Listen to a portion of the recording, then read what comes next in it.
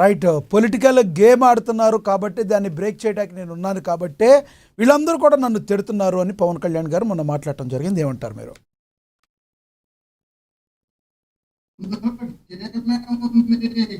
మాట్లాడడానికి అవకాశమే లేదు కదా.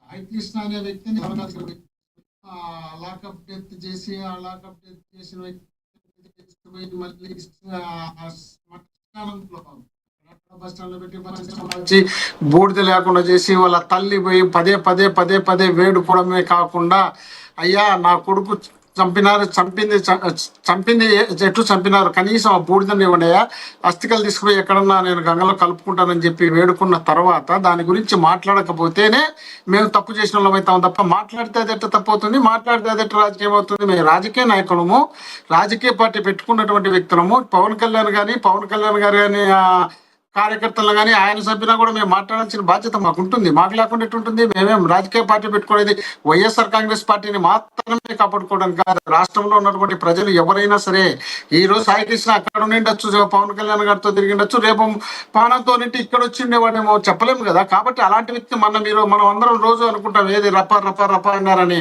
ఆ రప రప క్యాండిడేట్ ఫస్ట్ తెలుగుదేశంలో ఉన్నటువంటి క్యాండిడేట్, తెలుగుదేశం పార్టీ నుండి మొన్న అధికారంలోకి వచ్చిన తర్వాత బయటకు వచ్చి అతను వచ్చి ఆ ఫ్లెక్సీ పట్టుకొని తిరిగినాడు. అతన్ని పరిశోధన చేస్తే పూర్తి తెలుగుదేశం పార్టీ సభ్యత్వం ఉన్నటువంటి వ్యక్తిని జగన్మోహన్ రెడ్డి గారు ప్రెస్ మీట్ లోనే పెట్టి చూపించినారు. అంటే ఈ ఈ విధమైనటువంటి అభిప్రాయం ప్రజల్లో ఉంటుంది. ఆ ప్రజల్లోనూ మనం కాపాడుకోవాల్సిన బాధ్యత రాజకీయ పార్టీగా మాకు ఉంటుంది. వాళ్ళు ఇష్టం వచ్చినట్టు అధికారంలో మేము ఉన్నాం, మా ఇష్టం వచ్చింది చేస్తాం, మేము చెప్పినట్టు నడుచుకోవాలా. మీరు కులాలు మాట్లాడకూడదు, మతాలు మాట్లాడకూడదు, ప్రాంతాలు మాట్లాడకూడదు, మేము ఏమి చేసినా మీరు మాట్లాడకూడదు అనే అభిప్రాయాన్ని తీసుకురావడమే తప్పు కదా. ఇప్పుడు మాకు మేము ప్రతిరోజు కాపులను పెట్టి మాట్లాడించాలనే ఉద్దేశము, కాపులను తిట్టించాలనే ఆలోచన ఏ కోశాలే లేదు. మా పార్టీకి సంబంధించినటువంటి అధికార ప్రతినిధులుగా ఉన్నటువంటి వ్యక్తులు వాళ్ళు ప్రెస్ మీట్ పెట్టినప్పుడు ప్రతిరోజు మాట్లాడుతుంటారు. ప్రతిరోజు ప్రతి సబ్జెక్టు పైన పేర్ని నాని గారు మాట్లాడతారు. ఒక్క పవన్ కళ్యాణ్ గారి గురించే కాదు కదా, చంద్రబాబు నాయుడు గారి గురించి మాట్లాడాల్సి వచ్చినా, బీజేపీ గురించి మాట్లాడాల్సి వచ్చినా, ఎవరు మాట్లాడాల్సి వచ్చినా పార్టీలో ఒక పద్ధతిగా మాట్లాడాల్సినటువంటి వ్యక్తులు, అందుబాటులో ఉన్నటువంటి వ్యక్తులు ఖచ్చితంగా వాళ్ళు ఫాలో అప్ చేస్తారు, మాట్లాడతారు. దాన్ని కాపులు మామూలు తిట్టిస్తారు, కాపులు రెచ్చగొడతారు. కులాల గురించి మాట్లాడితే ఎట్లా బా? కులాలు మతాలు రెచ్చగొట్టండి మీరు, కులాలు మతాల్లో తెలుసుకునేది మీరు, కులాలు మతాల్లో మేమే పేటెంట్ హక్కు మీరు చెప్పుకున్న వాళ్ళు మీరు. మొన్నటి వరకు అధికారంలో మేము ఉన్నప్పుడు దేవుళ్ళను గుళ్ళను మేము పడగొట్టామని చెప్పిన వాళ్ళు మీరు. లాస్ట్ కు మీరే మొత్తం రాష్ట్రంలో ఉన్నటువంటి గుళ్ళు గోపురాలు అన్ని అపచారాలు చేస్తున్నటువంటి వ్యక్తులే మీరు. మీ పార్టీకి సంబంధించిన వ్యక్తులు, తెలుగుదేశం పార్టీకి సంబంధించిన వ్యక్తులు గుళ్ళపైకి ఎక్కి శివుని విగ్రహం పాల్గొడతారు. అదేమయ్యా ఎందుకు పని చేస్తున్నారంటే పూజారికి నాకు సరిపోలేదు పాల్గొట్టినామంటారు. మీ ఇష్టం వచ్చినట్టు మీరు చేసి మీకు కావాల్సినట్టు మీరు నడుచుకున్నారు ఆ ప్రతిపక్షంలో ఉన్నప్పుడు. ఇప్పుడు అధికారంలోకి వచ్చినాక మళ్ళీ మీ ఇష్టం వచ్చినట్టు చేస్తామంటే చూస్తూ ఉండడానికి కాదు కదా. ఆ రోజంతా ఏం చెప్పారు? 30,000 మంది మహిళలు తీసుకుపోయి అక్కడో ట్రాన్స్ఫర్ చేసినారు. ఎవరు? వీళ్ళు వాలంటీర్లు అని చెప్పినటువంటి పెద్ద మనుషులు. మాకు కేంద్రం మా చెవిలో నిఘా సంస్థ వచ్చి చెప్పిందని చెప్పినారు. తర్వాత అవన్నీ అబద్ధాలు అయిపోయినాయి. మీరు అధికారంలో ఉన్నప్పుడు సుగాలి ప్రీతి అమ్మాయిని చంపినారు, మీరు అధికారంలో ఉన్నప్పుడే చంపినారు. చంపిన తర్వాత ఆ అమ్మాయికి సంబంధించి మేము న్యాయం చేస్తే మీరు అమ్మాయిని మళ్ళీ వాడుకోవడానికి ఆ ఎలక్షన్ లో 19 నుండి 24 వరకు బ్రహ్మాండంగా వాడుకొని ఆ తర్వాత మళ్ళీ మీ దగ్గరికి వచ్చే మీరు వాళ్ళు వీళ్ళు అని మతాల గురించి ప్రజలు చూస్తూ ఉన్నారు. దాని గురించి ఒకసారి ఆలోచించాలి. మనం ఏం మాట్లాడుతున్నాం, ఏం మాట్లాడినామని ఆలోచన చేయాల్సిన బాధ్యత ఒక పార్టీ పెట్టినటువంటి వ్యక్తిగా, ఒక డిప్యూటీ ముఖ్యమంత్రిగా మీరు చేయాల్సిన బాధ్యత మీకుంది. మీరు అది వదిలిపెట్టి వాళ్ళు ఎవరో తిడితే నేను నవ్వుతా, వాళ్ళు ఎవరో తిడితే నాకు ఇమ్యూనిటీ పెరిగింది, వాళ్ళ ఇమ్యూనిటీ పెరగడం వల్ల వాళ్ళకి సీట్లు వచ్చినాయి ఇష్టం చెప్పుకుంటున్నారు. గతంలో కూడా చెప్పాను, నువ్వు నా తల్లిని తిట్టావు, నిన్ను క్షమించను, నీ పార్టీని పాతాలోకానికి తొక్కేస్తా చెప్పినారు. మళ్ళీ పోయి వాళ్ళతో కలుసుకున్నారు. మీ మాటలో ఎవరన్నా పట్టించుకునే పరిస్థితిలో రాష్ట్ర ప్రజలు లేరన్న విషయాన్ని మీరు గుర్తుంచుకోండి. మీరు అంత సంతోషంగా మీరు మమ్మల్ని మీరు తిట్టేటప్పుడు కనపడదు, మేము తిట్టింది మాత్రం మీకు సంతోషంగా ఉందంట. వాళ్ళు తిట్టంటే ఆనందంగా ఇమ్యూనిటీ పెంచుకుంటాడంట. పెంచుకుంటాంటారు. మీ ఇష్టం చూపిస్తారు, ఒక్కొక్కరిని నార తీస్తారు, తాట తీస్తారు, ఏళ్ళ గిర్రలు కూడా పీకుతారు, మోకాళ్ళ మీద కూర్చోబెడతారు. మీరు మాట్లాడినప్పుడు వైసీపీ ఓటమి పాలైందని మీరు నమ్ముతున్నారా? ఇప్పటికీ కూడా పవన్ కళ్యాణ్ ఇంపాక్ట్ ఏమీ లేదంటారా? ఆయన మాటలు పట్టించుకోకపోతే మీకు ఇంత తక్కువ సీట్లు ఎలా వచ్చాయి? మీరు ఎలా ఓడిపోయి ఉంటారు? అది పదే పదే పదే పదే పార్టీ మనం ఓడిపోయినప్పటి నుండి ఇప్పటి వరకు జరుగుతున్న డిస్కషన్ ఇది. రాష్ట్రంలో మేము చేసినటువంటి సంక్షేమ కార్యక్రమాలు చెప్పుకోవడంలో మేము ఫెయిల్ అయినాం. మేము చేసినటువంటి పథకాలు మేము చెప్పుకుంటారు ఫెయిల్ అయినామని మా నాయకుడు జగన్మోహన్ రెడ్డి గారి తర్వాత వీళ్ళేమి మేము చెయ్యని పనులన్నీ మాకు అంటగట్టారు. ఇప్పుడు డాక్టర్ సుధాకర్ అంటారు మేమేదో తీసుకుపోయి చంపినామంటారు. అతను సరే, ఇవన్నీ పక్కన పెడితే కేవలం పవన్ కళ్యాణ్ గారు ఇంకో ఆరోపణ చేశారు. వైసీపీ కాదు సార్, వైసీపీ పార్టీ సంక్షేమ పథకాలు ఇచ్చింది. సంక్షేమ పథకాలు ఒకటి ఇచ్చి మీరు చేతులు దులుపుకుంటే సరిపోద్దా? మీరు రోడ్లు ఎక్కడ వేశారు? సరైన వసతులు ఎక్కడ కల్పించారు? మౌలిక వసతులు. కాబట్టి ప్రజలకి అవి కావాలి అని చెప్పి దాని మీద కూడా కమెంట్ చేశారు. నిజంగానే మీరు రోడ్ల ఐటంలో మరి పవన్ కళ్యాణ్ గారు ఆరోపించినట్టు దానిలో వాస్తవం ఉందంటారా? విఫలమయ్యారా మీరు? మీరు నేను అందరం చూడంగా పవన్ కళ్యాణ్ గారు అక్కడ ఏదో పోయినారు అడవులకి పోయి రోడ్డు చూపించినాడు. రోడ్డు చూపించి పిల్లల్ని ఎండలో నిలబెట్టి ఫోటో తీయించినాడు. ఫోటో తీయించి నిలబడి వాళ్ళు ఇబ్బంది పడుతుంటే ఆయన బలవంతంగా ఫోటో తీయించినాడు. తీయించిన మరుసటి రోజే తీర్చి ఇట్లా పైకి పారతో తీస్తుంటే లేచిపోతుంది. ఇది లేచినటువంటి రోడ్లు. చంద్రబాబు నాయుడు గారు 14 నుండి 19 వరకు అధికారంలో ఉన్నప్పుడు కేవలం నాశనకమైనటువంటి రోడ్లు వేసి వీళ్ళకి కావాల్సినట్టు డబ్బులు దండుకొని కాబట్టి ఆ పాడైనటువంటి రోడ్లు మీరు బాగా గమనించాల్సిన అవసరం ఉంది.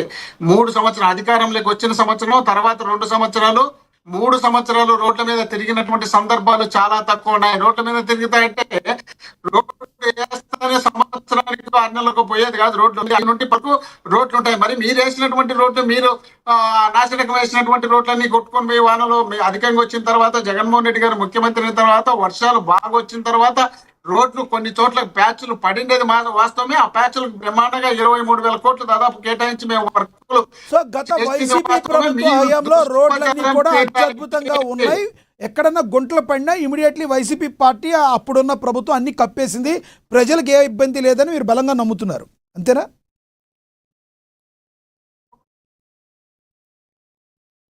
మోహన్ రెడ్డి గారు మేము రోడ్లు బ్రహ్మాండంగా లక్ష్మణ్ చెప్పండి. వాళ్ళు అధికారంలో ఉన్నప్పుడు రోడ్డు సక్రమంగా చేసి ఉంటే అది దెబ్బతినేది కాదు కదా. వీళ్ళు చేయడమే నాశనకమైనటువంటి పనులు, డబ్బుల కోసం పనులు చేస్తుంటే కాబట్టి వీళ్ళు పూర్తి స్థాయిలో ఫెయిల్ అయినారు. కాబట్టి ఆ ఫెయిల్ అయిన రోడ్డు తాత్కాలికంగా పనిచేసినాయి తప్ప పర్మనెంట్ గా పని చేయకుండా పాడు చేసి పెట్టారు. కాబట్టి ఆ పాడైన రోడ్లను తీసుకొచ్చి మా మీద పెట్టి చూపించినారు. కాబట్టి వీళ్ళకి కావాల్సిన చోట అవసరం వచ్చే రాత్రులు వీళ్ళ కార్యకర్తలు రోడ్డు ఆ రోడ్డు ఎత్తి మాకు చూపించి చేసినామని చెప్పి వీళ్ళకి కావాల్సినటువంటి ఛానళ్ళు, వీళ్ళకి కావాల్సినటువంటి పార్టీలు, వీళ్ళకి కావాల్సినటువంటి అనలిస్టులతో బ్రహ్మాండంగా దుష్ప్రచారం చేయించినారు. కాబట్టి వీళ్ళు చెప్పినట్టు మీరు చెప్పినట్టు ల్యాండ్ టైటిల్ యాక్ట్ అనేది మన కేంద్ర మంత్రిగా ఉన్నటువంటి పెమ్మసాని గారు బ్రహ్మాండమైనటువంటి యాక్ట్ మనకి ఇంత నిధులు ఇచ్చినారు మనం చేసినామని చెప్పి ఈ రోజు చెప్పుకుంటున్నటువంటి వీళ్ళు ఆ రోజు జగన్మోహన్ రెడ్డి గారిని పదే పదే విమర్శలు చేసి వీళ్ళకి కావాల్సినట్టు తిప్పుకున్నారు. కాబట్టి వీళ్ళు ప్రజలకు మోసం చేసి అబద్ధాలు చెప్పి మోసాలు చేసి మొత్తం అన్ని పార్టీలు కలిపి అయినా కూడా వీళ్ళకు ఓట్లు రాని పరిస్థితి ఉంటే ఈవీఎంలతో మేనేజ్ చేసుకొని అధికారంలోకి వచ్చినారు. మీ అభిప్రాయం అర్థమైంది. 2014లో రోడ్లు సరిగ్గా వేయకపోవడం వలన తర్వాత వచ్చిన మీ ప్రభుత్వంలో గుంటలు పడ్డాయని అంటున్నారు. అంతేగాని మేము వేయలేదనే మాట అయితే మీరు ఒప్పుకోలేదు. సరే, నేను మళ్ళీ మాట్లాడతాను మీతో. మనతోటి కృష్ణాంజనేయులు గారు సీనియర్ జర్నలిస్ట్ ఉన్నారు, ఒకసారి ఆయనతో మాట్లాడతాం. కృష్ణాంజనేయులు గారు నమస్తే సార్. రోడ్లు పంచాయతీ వాళ్ళిద్దరిని తెలుసుకోమన్నారు తర్వాత. రైట్ కృష్ణాంజలి గారు, ఎస్, ఒక బయట ప్లే అవుతుంది, ఒకసారి చూద్దాం. పేరు నాని గారు, అంబటి రాంబాబు గారిది ఒక బయట ఒకటి ప్లే అవుతుంది, చూద్దాం.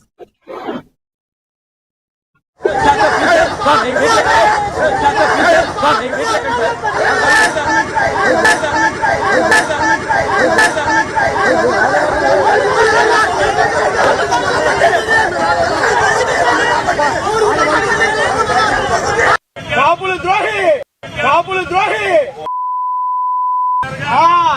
అవును. మీరున్నప్పుడు ఏం చేశారు? కాపులు ద్రోహే పేరు నానిగారు.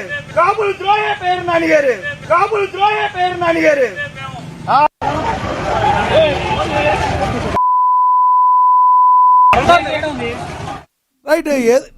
యా కృష్ణాంజలి గారు, ఏదైతే అక్కడ ఆ రోజు గత 2 రోజుల క్రితం రైతుల్ని, పెనుమాక రైతులు మాకు ఈ పొలాలు ఇవ్వటం ఇష్టం లేదని చెప్తే వాళ్ళకి సంఘీభావం ప్రకటించడానికి వెళితే ఎవరైతే కూటమి ప్రభుత్వంలో ఉన్న టీడీపీ రౌడీలు ఎవరైతే ఉన్నారో మా మీద దాడి చేశారని వైసీపీ చెప్తుంది. ఎలా చూస్తారు మీరు?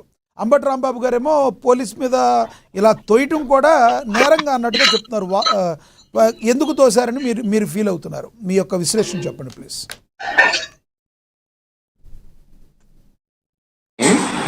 ప్యానల్ మెంబర్స్ అందరికీ కూడా నమస్కారం. నా వాయిస్ క్లియర్ గా ఉందండి? ఎస్ సార్, క్లియర్గా ఉంది సార్, చెప్పండి సార్.